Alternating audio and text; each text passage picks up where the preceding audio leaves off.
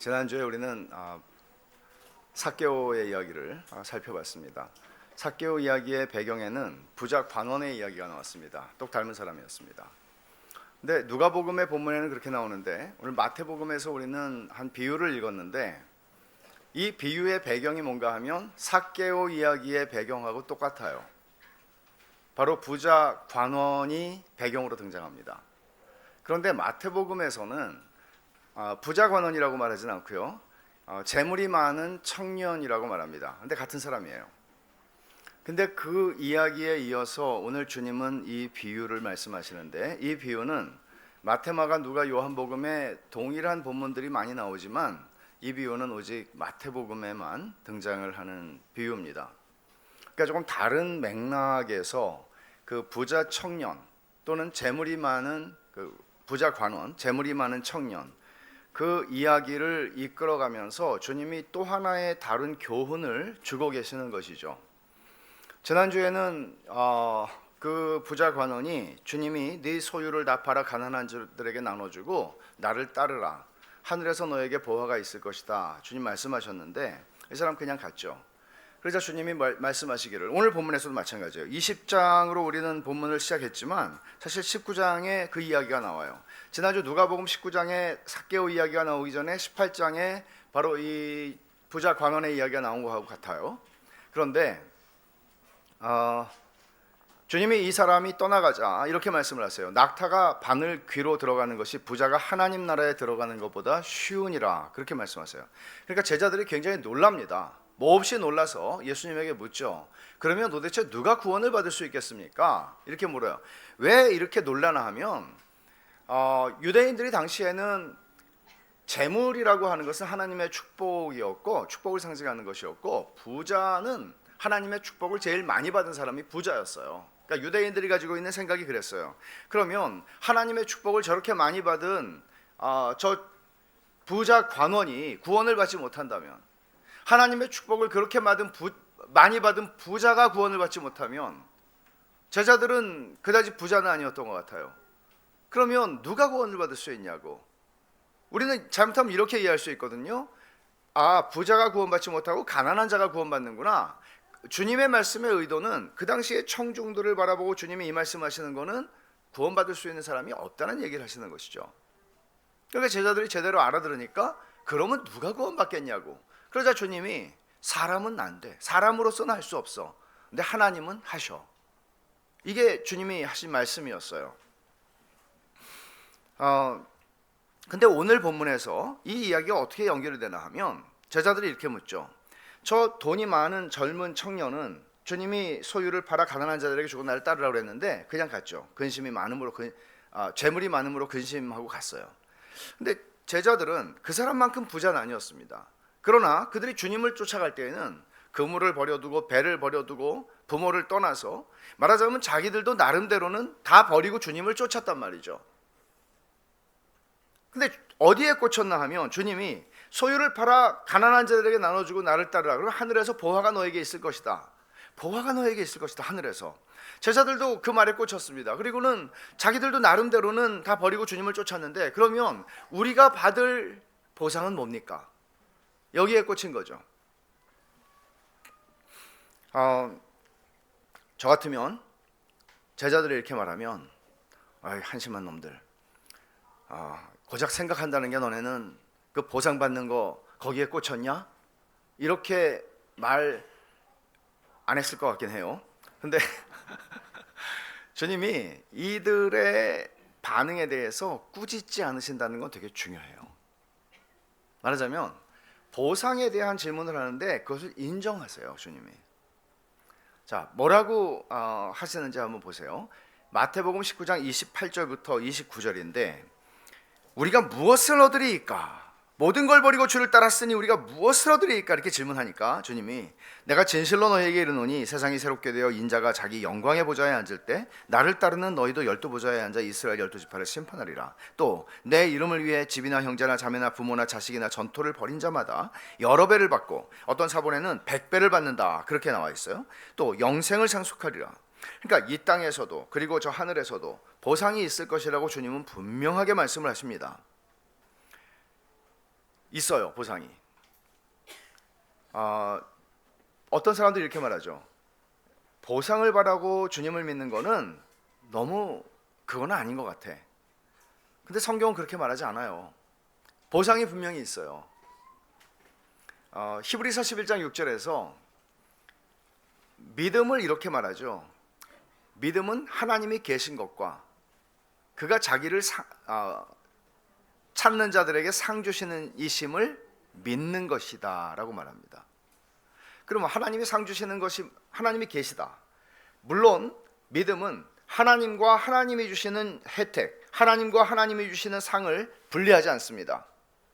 말하자면 나는 상만 원해, 하나님은 원치 않아. 이런 믿음은 가짜 믿음입니다. 그러나 하나님이 우리에게 상 주시는 이심을 믿는 것이 진짜 믿음입니다.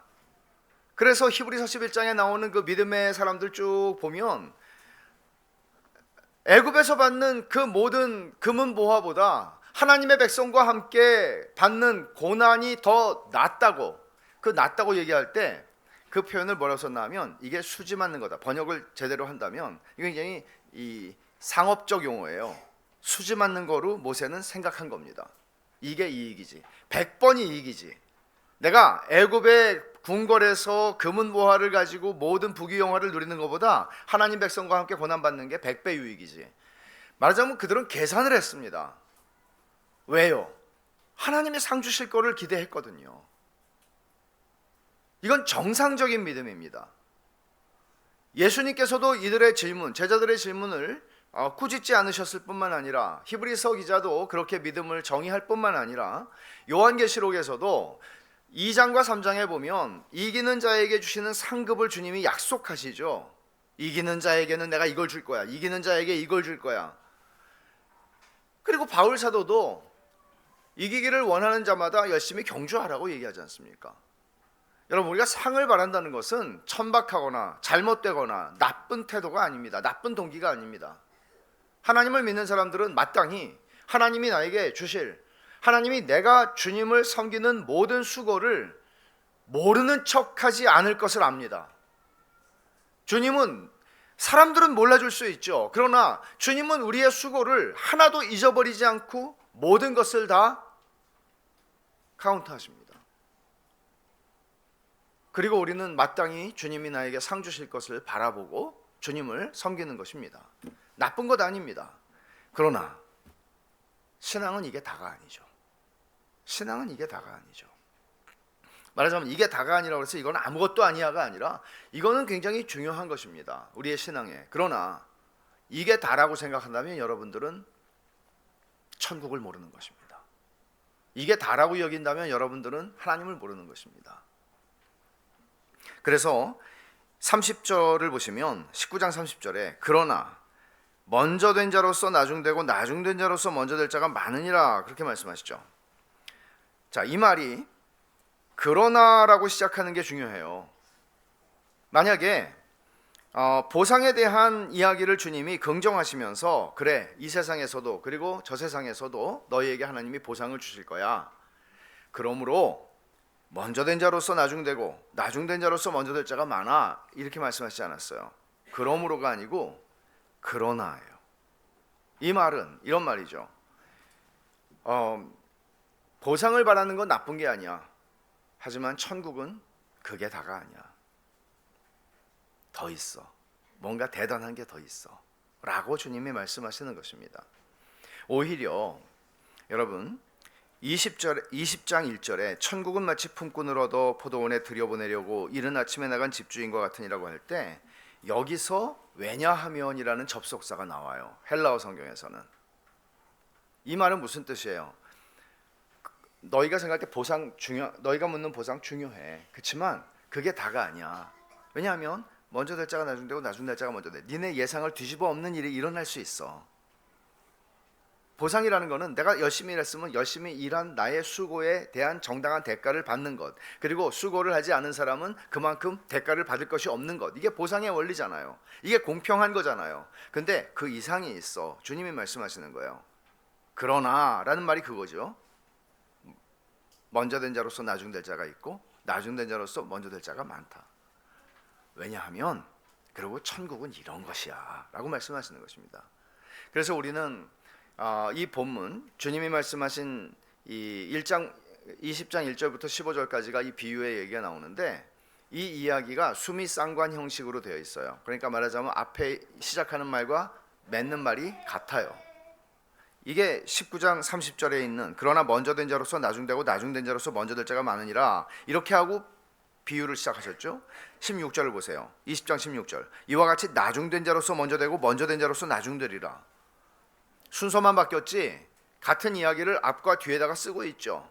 그러면 이 하나는 시작하는 말이고 하나는 맺는 말인데, 이 시작하는 말과 맺는 말을 제대로 이해하는 게 이 본문에 주님이 하시는 비유의 교훈의 핵심을 이해하는데 중요한 열쇠가 되는 겁니다. 그러면 자, 오늘 이 비유가 어떤 이야기인지를 한번 보세요. 이 비유는 일반적으로 포도원 품꾼의 비유라고 사람들이 부르는데 사실은 정확하지 않아요. 비슷해요. 탕자의 비유도 사람 탕자의 비유 그러면 다 알잖아요. 근데 탕자의 비유라기보다는 사실은 기다리는 아버지의 비유라고 하는 게 더 적절해요, 사실. 왜냐하면 탕자가 주인공이 아니고 아버지가 주인공이에요. 아버지는 두 아들을 다 기다리고 있어요. 근데 여기서도 포도원 품꾼들이 아침 6시에 고용된 포도원 품꾼이 있고, 오전 9시에, 그리고 정오에, 그리고 오후 3시에, 그리고 오후 5시에, 그러니까 여러 차례 품꾼들이 고용이 돼요. 일용직 노동자들이에요. 근데 사실은 이 다양한 품꾼들에 대한 비유가 아니라 주님의 이 비유의 핵심은 뭔가 하면 은혜로운 집 주인의 비유예요. 은혜로운 집 주인의 비유예요. 그럼 여러분 1절에서 이렇게 말하잖아요. 천국은 무엇과 같으니 라고 말하는데, 천국은 품꾼들과 같으니 라고 말하지 않고 주님은 천국은 집주인과 같으니 라고 말하죠. 그럼 이 집주인의 성품과 집주인의 행동을 우리가 지켜보는 거 되게 중요하죠. 천국의 성격을 알 수 있는 것이니까요. 비유는 이렇습니다.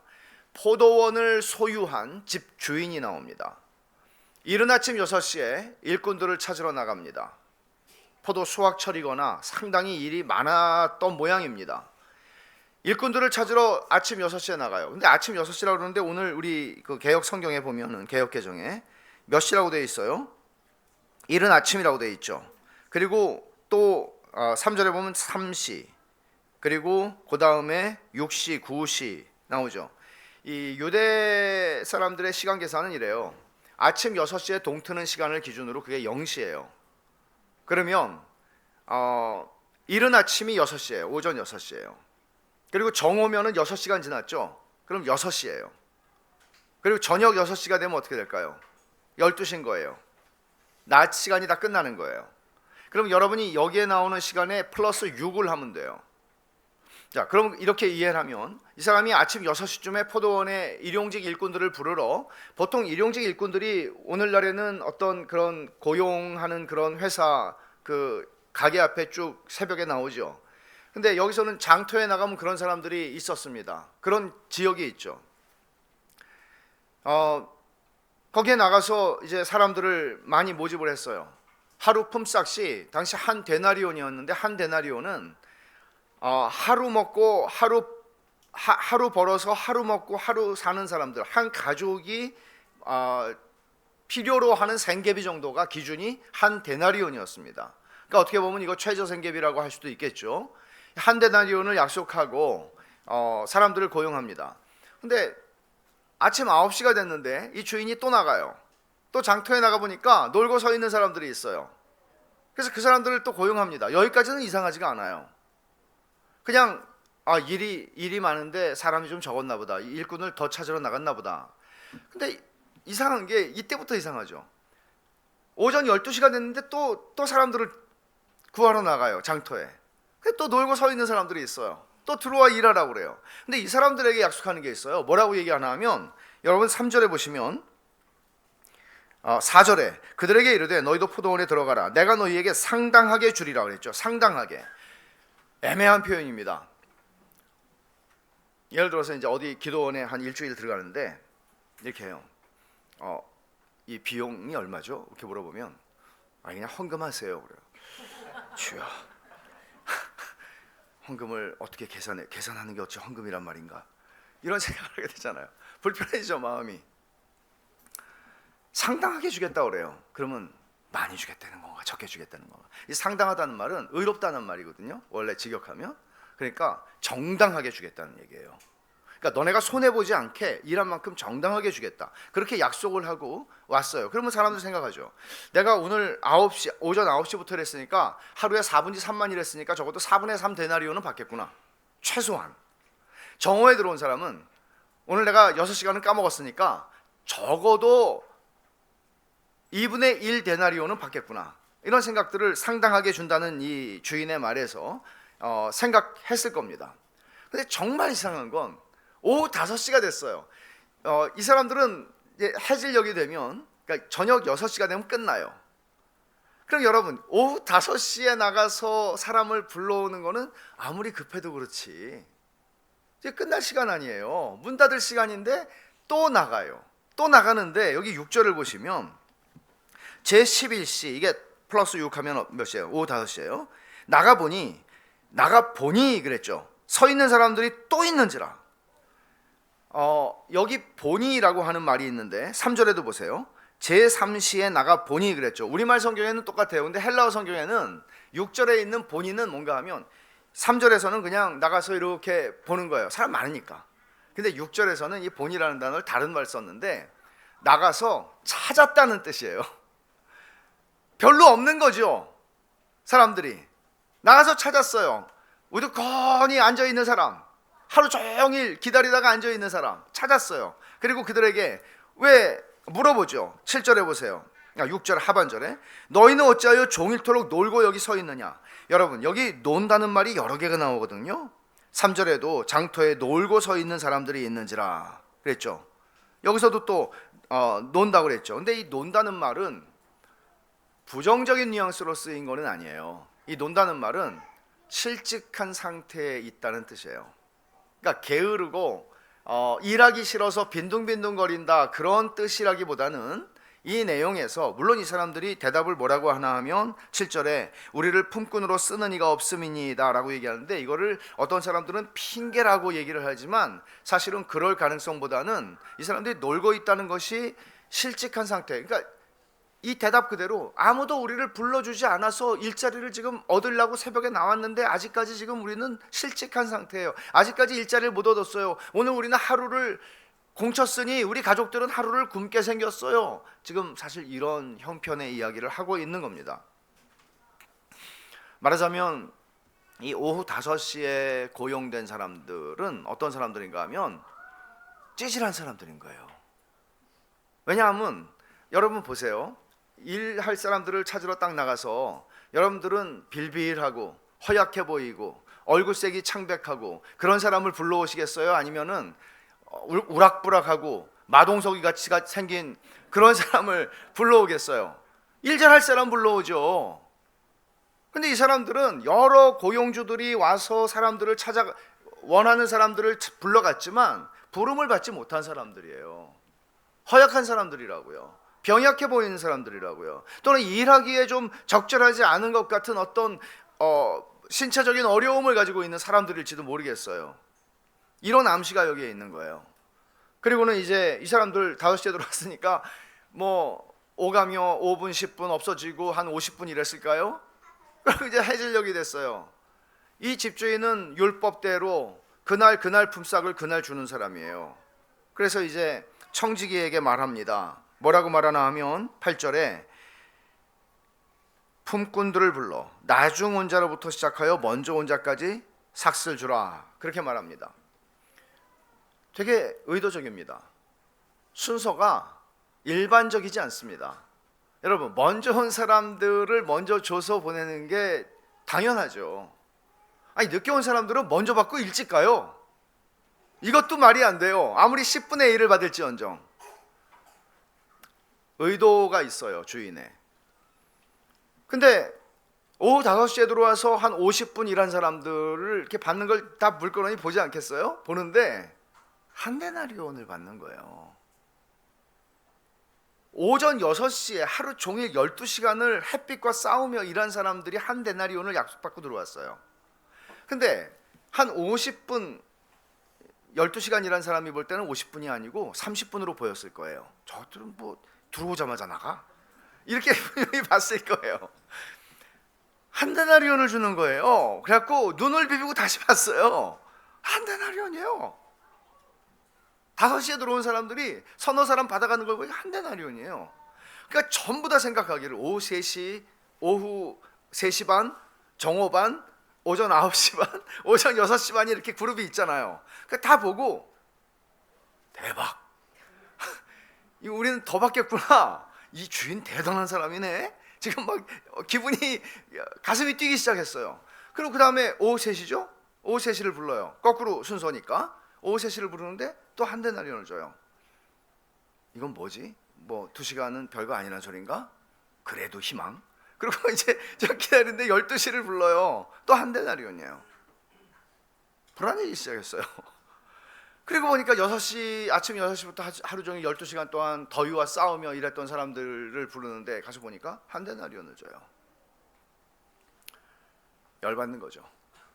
열받는 거죠. 여러분, 이 12절을 보시면 이들이 하는 말을 한번 보세요. 나중 온 이 사람들은 1시간밖에 일하지 아니하였거늘 그들을 종일 수고하며 더위를 견딘 우리와 같게 하였나이다.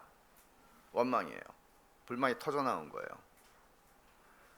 이 사람들하고 우리하고 같으냐고. 이 사람들하고 우리하고 같으냐고. 이 상황이라면, 여러분이 이런 입장이라면 우리가 이 말을 이해하는 거 조금 더 어렵지 않죠. 그렇지 않습니까? 여러분, 이게 이해가 안 가십니까? 이 불평이? 이 원망이 이해가 안 가십니까? 그러면 여러분은 이해가 가셔야 합니다. 이건 이해가 가셔야 돼요. 집주인이 이렇게 대답을 하죠. 13절부터 15절을 보시면 주인이 그 중에 한 사람에게 대답하여 이르되 친구여 내가 내게 잘못한 것이 없노라. 내가 나와 한 데나리온의 약속을 하지 아니하였느냐. 이 말 맞아요, 틀려요? 맞아요. 14절 내 것이나 가지고 가라. 나중 온 이 사람에게 너와 같이 주는 게 내 뜻이야. 주인 마음대로란 얘기죠. 내 돈 가지고 내가 주는 거란 얘기죠. 자, 15절 내 것을 가지고 내 뜻대로 할 것이 아니냐. 내가 선함으로 내가 악하게 보느냐. 이 악하게 보느냐라는 이 말은요, 내 눈이 악하다 그런 말이거든요. 이 말은 언제 쓰이나 하면 성경에서 시기하거나 질투할 때 항상 이런 식의 표현을 써요. 그러니까 눈이 악하잖아요. 그 눈이 악한 눈은 뭔가 하면 시기하고 질투하는 눈이에요. 근데 시기하고 질투하는 거 비교해서 나오는 거잖아요. 지금 주인은 내가 이 사람들에게 악을 행했을 때, 만약에 내가 A예요. 근데 주인이 B에게 부당하게 악을 행했을 때 A가 주인이요 그렇게 하면 됩니까? 라고 말하는 거는 어느 정도 이해가 갈 수 있어요. 그런데 지금 이 B에게 주인은 선을 베풀었고 은혜를 베풀었잖아요. 선을 행한 거잖아요. 근데 지금 이 A는 당신 이렇게 하면 안 된다고, 악하다고 지금 그렇게 말하는 거거든요. 그러니까 지금 주인은 이렇게 그들에게 얘기를 대표적으로 누군가가 이제 불만을 토로하자 그 사람에게 그렇게 말하는데 주인의 말이 틀리질 않아요. 약속한 대로 한 데나리온을 그들에게 준 것이고 그 이후에 아침 9시, 정오, 오후 3시, 오후 5시 온 사람들에게는 사실 더 많이 준 거죠. 상당하게 준 게 아니고요. 더 많이 준 거죠. 더 많이도 말도 못하게 많이 준 거죠. 1시간 일한 사람에게는 12시간 일한 만큼의 돈을 줬으니까 너무 많이 준 거죠. 그러니까 하루 품삯에서 시간 계산을 해가지고 얼마를 떼고 나에게 정당하게 줄 거라고 계산했던 사람들 모두가 사실은 은혜를 받은 사람들이에요. 근데 사실 12시간 일한 사람만이 아니라 다른 사람들도 기분이 좋다가 상했어요. 더 받을 줄로 기도했는데. 여러분 되게 이게 웃긴 게 이 주인이 나중에 온 사람부터 돈을 주지 않고 처음 온 사람부터 돈을 주고 싹 보내고 다 간 다음에 그 다음에 이렇게 했으면 아마 엄청나게 칭찬을 받았을 거예요. 사람들로부터 막 엎드려 절을 12번씩 하고 갔을 거예요. 그죠? 근데 왜 욕먹을 짓을 이렇게 합니까? 이 비유에서 이 주인은 앞에 온 사람들 한 데나리온 약속했으니까 한 데나리온 주고 보내고 그 다음에 오전 9시에 온 사람 상당하게 준다 그랬으니까 4분의 3 줄 줄 알았는데 하나 주면은 그러고 갔을 거고, 그 다음에는 이들보다 더 적게 일했는데 한 데나리온을 받았어요. 더 기뻐했을 것이고, 그렇게 됐겠죠. 근데 의도적이에요. 그러면 우리는 이 집주인의 의도를 조금 파악할 수 있게 되는데, 이 사람이 일의 양은 많고 일꾼이 적어서 계속해서 아침 9시, 12시, 오후 3시, 오후 5시까지 나간 게 아니라는 사실이죠. 이 사람은 사실 일이 많아서 어떻게 해서든지 일꾼을 찾는 아주 긴급한 필요 가운데 있었던 집주인이라기보다는, 이 사람의 관점은 오후 5시까지도 일자리, 누군가 그들을 고용해 주지 않아서 하루를 굶어야 하는 그 가족들을 둔 가장들, 그들을 헤아리고 그들의 궁핍한 처지를 살펴주려는 의도가 아니고서는 이렇게 할 일이 아니죠. 게다가 나가서 찾기까지 했어요. 혹시 아직도 일자리를 못 찾는 사람이 있나? 이 사람도 먹고 살아야 되는데. 집주인은 누구에게도, 단 한 사람에게도 부당하게 행동하지 않았습니다. 그는 약속한 것을 이행했을 뿐만 아니라 그 이상의 일을, 딱한 사람들을 은혜로 대접해 주었습니다. 그리고는 마지막에 이렇게 말씀하는 거죠. 이와 같이 나중된 자로서 먼저 되고 먼저 된 자로서 나중되리라. 그러면 이 이야기 속에서만 보면 나중된 사람이 먼저 받았을 뿐만 아니라 돈을, 은혜를 많이 받는 거죠. 그러니까 나중된 사람은 오늘은 난 하루 죽었구나, 내 인생은 이제 망한 인생이구나, 폭망이다, 그렇게 생각을 하고 있었는데 누군가가 나와서 자기들을 고용했어요. 말도 안 되는 얘기죠. 아침에 고용하지 누가 50분 남았는데 고용하겠습니까? 고용을 했습니다.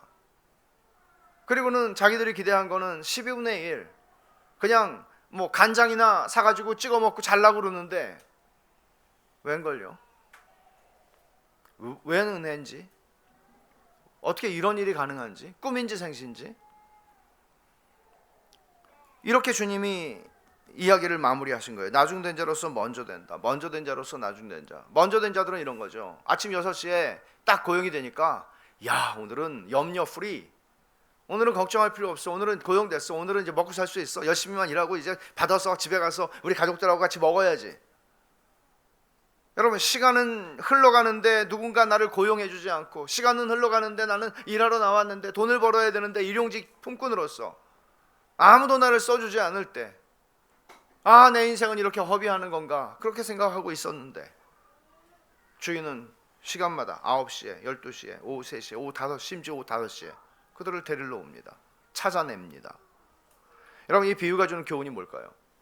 이 비유는 이 비유의 배경이 된 보상의 관점에 대해서 무언가를 말하고 있습니다. 왜냐하면 보상에 대해서 주님이 긍정하시면서 그러나 라고 30절에, 19장 30절에 그러나 보상 괜찮은 거야, 그래 오라, 근데 먼저 된 자로서 나중되고 나중된 자로서 먼저 될 자가 많아. 그게 다가 아니야. 왜냐하면 천국은 이런 집주인과 같은 거거든, 이라고 주님 말씀하신 겁니다. 그러면 주님은 이 비유를 통해서 보상이라고 하는 틀리지 않은 관점이 있는데, 그 관점이 가지는 한계가 있다고, 그 관점이 가질 수 있는 위험한 지점이 있다고, 그것만 가지고 있으면, 하나는 알고 둘은 모르는 건데 그러면 위험하다고. 근데 언제 그렇게 되는지 그거를 말씀하십니다. 첫째, 보상의 관점이 위험해지는 때는 언젠가 하면 보상이 비교를 만날 때입니다. 비교, 답입니다. 괄호. 아침 6시에 고용된 품꾼들이 제일 먼저 약속된 한 데나리온씩을 받아가면 문제가 없었겠는데, 뒤에 온 사람부터 보상을 줌으로써, 삭슬 줌으로써 문제가 발생하게 됩니다. 그 문제가 발생하는 것은 먼저 온 사람들이 뒤에 온 사람들과 나중에 온 사람들과 비교하게 됨으로써 문제가 발생하게 됩니다. 자기들이 그냥 받을 걸 받았으면 아무 문제가 없습니다. 비교하지 않았으면 아무 문제가 없습니다. 오히려 비교하지 않았으면 정당하게 받고도 그들은 감사를 표했을 것입니다. 정상적인 사람들이라면 그랬겠죠. 문제가 된 거는 마지막에 온 1시간 일한 사람들에게 한 데나리온을 주는 것, 그리고 12시간을 일한 우리를 저들과 똑같이 한 데나리온을 준 것, 저들과 우리를 비교함으로써 원망이 터져 나온 거죠. 불평이 터져 나온 거죠. 그래서 R.T. 프랜스라고 하는 성경학자는 이 비유의 주제는 공정한 대우를 받은 형이 아무 자격 없는 동생에게 베푼 아버지의 관대함에 분개해야 하는 탕자의 비유의 주제와 똑같다고 말합니다.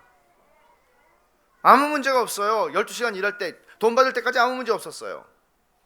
열심히 일했어요. 감사하게 일했어요. 그런데 어느 순간, 비교하는 순간, 형도 아무 문제 없었어요. 오늘도 어제도 그냥 아버지 말씀 잘 듣고 일하러 나가고 열심히 살았어요. 그런데 문제가 터진 게 언제예요? 동생이 돌아오는 그 순간, 동생이 돌아왔을 때 아버지가 그를 자격 없는 그 놈에게 아버지가 큰 은혜를 베풀었을 때 분노가 터진 겁니다.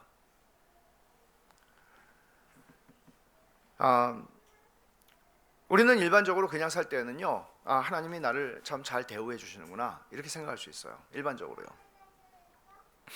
근데 자격도 되지 않는, 내가 생각할 때 자격도 되지 않는 어떤 사람에게 하나님이 큰 은혜를 베풀면 열이 받는 거죠.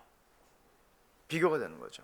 아니 어떻게 저 사람에게 저렇게 할 수 있어? 내가 하나님을 섬겨서 지금까지 희생하고 내가 하나님을 섬겨서 제자들이 말한 것처럼 우리는 주를 따르기 위해 모든 것을 버리고 주님을 쫓았습니다. 많든 적든 나는 그렇게 주님을 섬겼다고 했는데 어떻게 저 사람은 한 게 없는 것 같은데 어떻게 저렇게 한 게 없기는커녕 형이 볼 때 이 동생 탕자는 아버지의 재산을 먹어버린 아들이죠. 근데 어떻게 저렇게 대접해? 말도 안 되는 얘기죠. 불공평해 이렇게 말하는 거예요. 그래서 내 것을 가지고 내 뜻대로 할 것이 아니야. 내가 선함으로 네가 악하게 보느냐. 악한 눈이라고 하는 것은 시기와 질투하는 눈인데 이것은 언제 발생하나 하면 비교할 때 발생하는 거예요. 여러분 우리가 그냥 완전히 제3자로서 이 이야기들을 따라간다고 한번 생각해 보세요. 탕자의 비유도 그렇고요. 오늘 이 비유도 마찬가지예요. 은혜로운 집주인의 비유도 마찬가지예요. 그냥 완전히 제3자로서 한 발 물러나서 이 비유들을 본다고 생각해 보세요. 그럼 우리는 이 아버지 대단히 매력적인 분인데, 이 아버지 정말 대단한 분인데, 쿨한 아버지인데, 우리 그렇게 볼 거예요. 또 이 집주인에 대해서도 완전히 우리가 제3자로 한 발 뛰고 본다면, 이 집주인 대단한 사람인데, 정말 이런 사람, 이런 고용주들만 이 세상에 많으면 얼마나 세상이 좋아질까? 그렇게 아마 생각할지 모르겠어요. 근데 문제는 뭔가 하면 우리가 이런 이야기들 속에서 제3자가 될 수 없다는 겁니다. 게다가 우리가치라고 해서 죄송해요. 우리라고 하는 기준은 3년 이상, 서당계 3년이라고 그랬으니까 3년 이상 교회 생활하신 분들, 3년 이상 교회 생활하신 우리는 제3자가 절대 되지 못해요. 우리는 언제나 12시간이라는 사람이에요. 우리는 언제나 형이에요. 그래서 은혜를 받는 누군가를 보고 저 친구는 저거 받을 자격이 없는데, 근데 그게 은혜잖아요 사실은. 근데 그걸 보고 화가 나요. 비교를 하게 되고요. 이게 보상의 관점만을 가지고 살아가는 사람들이 가지는 위험입니다. 보상의 관점만 여러분이 딱 가지고 살면 내가 하나님의 상주심을 바라보고 이렇게 주님을 위해서 살아야지, 주님을 섬겨야지, 그것만 있으면 넘어지는 거는 시간 문제입니다. 주님 그 말씀하시는 거죠.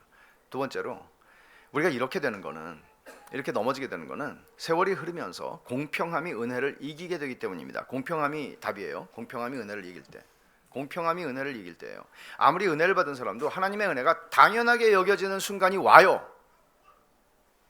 그때는 공평함의 가치가 나를 지배하기 시작할 때예요. 공평함. 이 공평함은 얼마나 좋은 말이에요.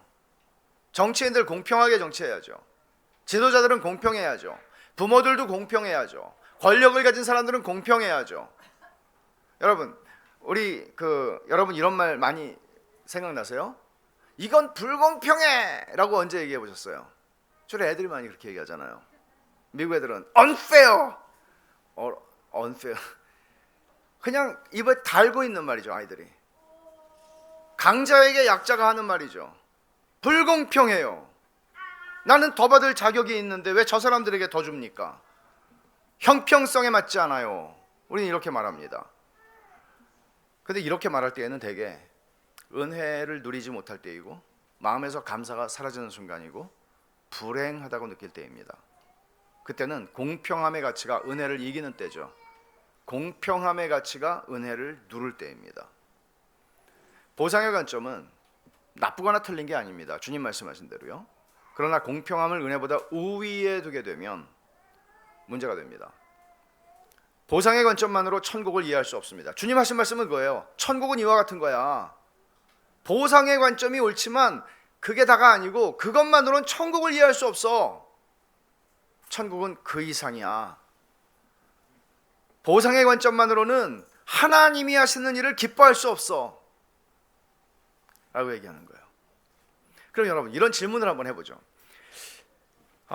우리는 다 12시간 일한 사람이나 형의 관점에서 혹은 삭개오의 집에 들어갈 때 주님이 죄인의 집에 들어간다고 자기들은 괜찮은 사람이라고 생각을 했던 그런 부류에 훨씬 더 우리는 가까운 사람들입니다. 교회 3년 이상 다닌 사람은요. 그럼 이렇게 한번 질문을 해보죠. 내가 형인데 탕자같이 저렇게 아버지 재산을 삼켜버리고 먹어버린 저 아들이, 자격 없는 아들이 들어왔을 때 아버지가 그를 안아주고 새 옷을 입혀주고 가락기를 씌우고 신을 신기고 살찐 송아지를 잡고 잔치를 벌인다면 그때 어떻게 하면 우리는 열을 받지 않고 기뻐할 수 있을까? 또 12시간을 나는 일했는데 1시간밖에 일하지 않은 사람들에게 주인이 한 데나리온을 주는 걸 보고 야, 정말 너무나 저 주인은 선하신 분이구나 라고 기뻐할 수 있을까 같이? 어떻게 하면 우리는 이런 마음을 품을 수 있을까? 어떻게 하면 우리는 일생을 사는 동안에 이런 주님이 이렇게 많이 얘기하셨던 이런 이야기들 속에서 우리는 형이 되지 않을 수 있고 어떻게 하면 우리는 12시간 일한 사람이 되지 않을 수 있는가? 이건 되게 중요한 질문이 아닙니까? 어떻게 하면 하나님이 누군가에게 은혜 베푸시는 걸, 크게 은혜 베푸시는 걸 보면 우리의 마음이 뛰고 내가 이런 하나님의 아들인 것이, 내가 이런 하나님의 딸인 것이 감사하다. 하나님은 정말 선하신 분이야. 마치 내가 받은 것처럼 우리는 하나님을 찬송할 수 있을까? 어떻게 하면 우리는 이런 자리에서 주님을 섬길 수 있을까? 만일 우리가 누군가에게 베풀어지는 하나님의 은혜를 보고 기뻐할 수 없다면 우리는 우리 자신을 과분한 은혜를 받은 사람으로 여기는 게 아닌 셈이겠죠. 우리는 보상의 관점으로만 하나님하고 딜을 하고 있는 거예요. 근데 누군가에게 보상 이상을 줘요. 12분지 1을 줘야 되는데 1을 주는 거예요. 그러면 화가 나는 거죠. 내가 가지는 관점은 보상의 관점밖에 없으니까요. 우리가 이런 자리에 서게 될 때 이런 느낌을 가질 때가 있어요. 있습니다. 그럴 때 우리는 사실 소스라치게 놀라면서 내가 과분한 은혜를 누리지 못하고 살아간다는 증거인데 이건 이때 내가 이런 생각이 들 때에는 내가 소스라치게까지는 안 해도 좀 놀라길 바래요. 놀라면서 우리는 내가 지금 은혜의 관점이 아니라 하나님이 만약에 은혜의 관점이 아니라 나를 공평함과 공정함의 잣대로 대하시면 나는 뭐지? 라는 생각을 하셔야 돼요. 하나님이 만약에 나를 은혜로 지금까지 대하신 게 아니고 공평함과 공정함에 아주 그 털끝 하나 양보가 없는 그런 잣대로 나를 대하셨다면 나는 뭐지? 이런 생각을 우리는 해야 합니다. 은혜의 관점이라고 하는 것은 보상의 관점이 충분히 제공할 수 없는 것을 제공해줘요. 그건 뭔가 하면 기쁨이에요. 은혜의 관점은 자기에게만 적용되지 않고 다른 사람에게도 동일하게 적용이 되는 겁니다. 이 비유의 초점은 사실은 나중된 자가 아니라 먼저 된 자, 1시간만 일한 사람이 아니고 12시간 일한 사람들, 종일 더위와 싸우며 일한 사람들을 향하고 있어요. 그들이 들으라는 거죠. 오후 5시에 고용된 품꾼은 과분한 은혜에 감사하고 감격하고 돌아갑니다. 근데 6시부터 새벽 6시부터 하루 종일 일한 사람들은 갑자기 분노가 터지는 거예요. 오늘 아침 내가 6시부터 고용이 돼서 정말 다행이다 싶었는데 화가 나는 겁니다. 근데 여러분 생각해 보세요. 탕자의 아버지가 형에게 나가서, 잔치에 들어오지 않으려고 하는 형에게 나가서 뭐라고 그래요? 네 동생은 죽었다 살았어. 내가 잃었다가 얻었어. 그러니까 우리가 기뻐하고 즐거워하는 게 마땅하지 않니? 우리 같이 기뻐하고 같이 즐거워하자. 기쁨의 자리로 초대하잖아요. 근데 기쁨의 자리는 천국이에요. 기쁨의 자리에 들어올 수 있는 자격증은 뭔가 하면 보상의 관점으로만 하나님을 재단하지 않는 것입니다. 저 사람에게 베푼 은혜가 아니고 내게 베푸신 은혜에 대한 감사를 가지는 것입니다. 여기서도 자비롭고 관대한 집주인의 마음이 그 아버지, 형을 잔치에 우리 들어가 기뻐하고 즐거워하자 같이, 그 마음하고 조금도 다르지 않아요. 보상의 관점은 비교와 원망으로 인도할 위험이 있지만 은혜의 관점은 언제나 우리에게 기쁨을 선물합니다. 여러분, 그래서 기쁨이 우리 안에 신앙생활을 하는데 기쁨이라고 하는 것이 있는 것은 사실 우리가 얼마나 보상의 관점에 지배를 받는가, 아니면 은혜의 관점에 지배를 받는가, 아니면 우리가 은혜의 지배를 받는가, 율법의 지배를 받는가 하는 것을 구별하게 해주는 시금석입니다. 하지만 주님은 언제나 우리를 이 기쁨의 자리로 초대하시죠. 오늘도 그렇습니다. 이 비유의 시작을 잘 보세요. 1절에 보면 천국은 마치 품꾼으로도 포도원에 들여보내려고 이른 아침에 나간 집주인과 같다, 그렇게 말하죠. 은혜로운 집주인은 무한히 선하신 하나님을 보여줍니다. 천국은 하나님의 성품을 그대로 보여주는 나라이고 하나님의 성품이 원리가 되는 나라입니다. 그것이 은혜입니다. 천국은 보상 이상이라는 걸 주님 말씀하시는 거예요. 보상이라는 거는요, 나쁜 게 아니에요. 왜냐하면 여러분, 이 세상이, 하나님이 지으신 이 세상은 질서 가운데 있습니다. 그것도 하나님이 주신 질서예요. 그 질서는 보상입니다. 그렇잖아요. 심은 대로 거두리라, 이게 보상 아니에요. 기본적으로 이 보상의 원리가 이 세상 속에는 존재합니다. 그리고 하나님은 그것을 틀렸어 라고 말하지 않습니다. 그러나 천국은 그 이상이라고 말하는 거죠. 천국은 그 이상이라고 말하는 거죠. 세상에서는 보상의 원리가 통용되지만 천국에서는 은혜의 원리가 지배합니다. 우리의 생각은 역전됩니다. 천국에서 말하자면, 여러분, 이 세상에서 여러분들이 먼저 된 자로 살아가려고 그냥 애를 씁니다. 우리는. 그러나 주님 말씀은 먼저 된 자가 나중되고 나중된 자가 먼저 되는 일이 일어난다고 말씀하십니다. 그래서 주님이 마태복음 7장과 마태복음 25장에 마지막 심판 때의 모습을 잠깐 우리에게 보여주시는데, 그때 억울한 사람이 많이 생겨요. 왜 억울할까요? 하나님의 심판은 조금도 틀림이 없을 텐데 왜 억울한 일이 있을까요? 이 세상의 법정에서 억울한 사람 많죠. 법정에 가면 다 억울한 사람밖에 없죠. 그런데 하나님의 심판 앞에서 억울하다는 게 말이 됩니까? 아니, 우리가 하나님을 위해서 이렇게 많은 일을 했는데 하나님 어떻게 우리를 모른 척 하세요? 우리가 기도를 이렇게 많이 하고, 주님의 이름으로 우리가 병 고치고, 주님의 이름으로 내가 설교하고, 주님의 이름으로 선교사하고 그랬는데 주님 모른 척 하세요? 일어난다는 거죠. 근데 이 관점은 뭔가 하면, 하나님의 은혜에 대한 경험이 없이 보상의 원리로 이 세상을 지배하는 그 원리 이상을 보지 못하는 것이에요.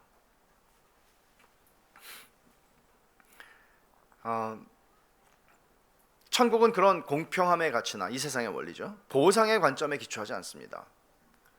왜냐하면 천국에는 경쟁이나 비교의식이 존재하지 않기 때문에 우리는 보상의 원리에서 시작해서 은혜의 관점으로 무난히 나아갈 수 있습니다. 천국의 원리는 이런 거예요.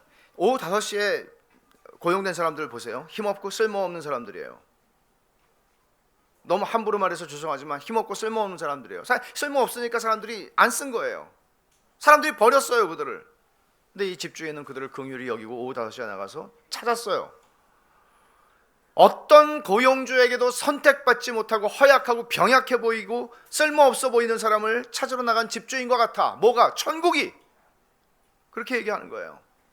하마터면 온 식구가 굶어 죽을 뻔했는데, 아니, 죽진 않았겠죠. 하루 굶어가지고는 굶을 뻔했는데 그 주인은 12분지 1 데나리온이 아니고 몫을 충분히 줘서 넘치도록 은혜를 베푸는 주인, 이 과분한 은혜를 베푸는 주인의 모습을 보여줍니다. 이게 천국입니다. 천국에서는 이런 하나님의 주권적인 은혜가 지배합니다. 꽃을 두지 않으시고 백합화를 입히시는 하나님, 새들을 먹이시는 하나님께서 그 종들의 수고에 비해 언제나, 그들의 종들이 받을 보상에 비해 언제나 넘치도록 은혜를 베푸신 하나님이십니다. 여러분은 이런 하나님을 아십니까? 이런 하나님이 내가 섬기는 하나님이라는 사실을 아십니까? 여러분이 섬기는 하나님은 보상하시는 하나님입니까? 아니면 여러분이 섬기는 하나님은 여러분들이 한 것도 있을 수 있지만 정말 나같이 꾀죄죄하게 하나님을 위해서 산 게 내 인생에 별로 없는데, 가만히 생각해 보면 하나님이 왜 옛날에 그런 천국 갔다 왔다고 자꾸 그런 사람들 많았잖아요. 옛날에 그리고 어떤 사람 보니까 개털 모자 쓰고 있더라고, 우리 목사님. 개털 모자라도 쓰고 천국 가면 다행인데, 그런 뉘앙스는 어떤 하나님을 어떻게 욕되게 할 수 있나 하면 하나님의 은혜를 욕되게 할 수 있어요. 뭐 천국 가서 개털 모자 봤다는 사람들 믿지도 않지만, 하나님은 우리가 생각하는 것보다 넘치도록 은혜로우신 분이세요. 그것을 이 본문을 통해서 주님 말씀하세요. 그래서 공평에 기초한 보상을 받는다는 이 세상의 원칙, 이 세상의 질서를 가지고 하나님 나라를 판단하지 말라는 거예요. 하나님 나라는 하나님의 주권적인 은혜에 달려있는 나라입니다. 하나님의 관대하심과 하나님의 긍휼하심은 언제나 우리가 기대하는 보상보다 넘칩니다. 그래서 이와 같이 나중된 자로서 먼저 되고 먼저 된 자로서 나중되리라 주님 말씀하시는 거죠. 자, 질문하겠습니다. 여러분들은 나중된 자로 천국에서 먼저 되기를 원하세요? 먼저 된 자로서 천국에서 나중된 자가 되기를 원하세요? 무슨 질문인지 못 알아들으시는 분은 없죠? 이 뒤에 27절을 보면 주님 이렇게 말씀해요. 제자들이 또 서로 위에 서겠다고 싸우거든요. 주님이 그러세요. 너희 중에 누구든지 으뜸이 되고자 하는 자는 너희의 종이 되어야 하리니. 으뜸이 되고자 하는 자가 먼저 되는 자가 되고 싶은 사람이에요. 근데 천국에서 나중될 수 있다고 주님 말씀하시는 거죠. 보상의 관점을 견지하느냐, 은혜의 관점을 견지하느냐, 이게 여러분이 자신을 비유 속에 어떤 사람으로 인식하느냐에 따라서 여러분들이 어떤 삶을 사느냐가 결정이 돼요. 주님은 이 비유를 통해서 우리가 오후 5시에 간신히 은혜로운 집주인에게 발견돼서 고용돼, 그래서 식구들을 먹여 살릴 수 있게 된, 그래서 은혜를 입고 하루를 살게 된 그 품꾼의 자리에 자신을 세우라고 초청합니다. 여러분 12시간 일한 사람 아니라고요. 이런 사람들 볼 때 있어요. 제가 하나님을 위해서 이렇게 하나님을 잘 섬기고 있다고. 위험해요. 그렇게 말하는 거는. 하나님이 수지 마셨다고 나 같은 사람 만나시는 바람에. 그런 사람 봤어요. 진짜 위험해요. 그래요. 그 사람은 먼저 된 사람입니다. 그러나 나중 될 겁니다. 주님은 오늘 우리들을 이 이야기 속에 너네들은 오후 5시에 들어온 사람과 같다, 그렇게 말씀하세요. 우리의 인생의 어느 순간에 우리의 인생의 어떤 일을 통해서 우리의 인생을 부르십니다. 거절할 수 없도록 우리를 부르십니다. 그리고 우리의 인생을 이 포도원으로 들여보내주셨습니다. 얼마나 복된 은혜를 입은 사람들입니까? 그들은 내가 이런 하나님을 만나 내 인생에서 하나님을 섬겼다는 그 자체가 감격인 사람들입니다. 그들은 보상의 관점을 지나 은혜의 관점을 견지하는 사람들입니다. 여러분, 우리는 생각보다, 우리 스스로 생각하는 것보다 훨씬 더 율법 아래 있고 훨씬 덜 은혜 아래 있을 가능성이 큽니다. 여러분이 얼마나 많은 것을 희생하셨나요? 여러분의 인생에 얼마나 많은 시간을 주님을 위해서 온전하게 드렸나요?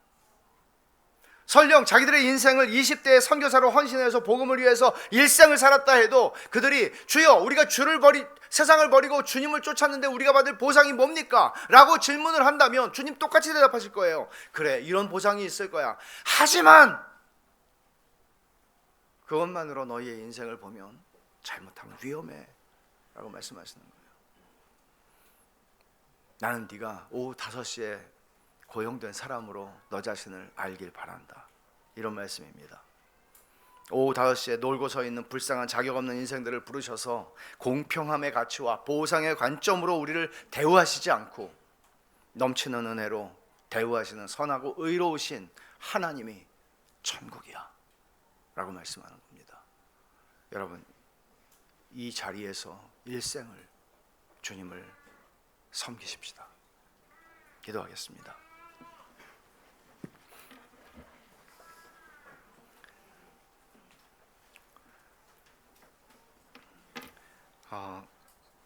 이 말씀을 우리가 들었는데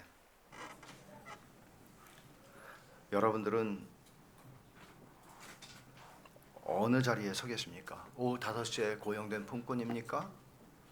아니면 12시에 아니 새벽 6시부터 일한 품꾼입니까?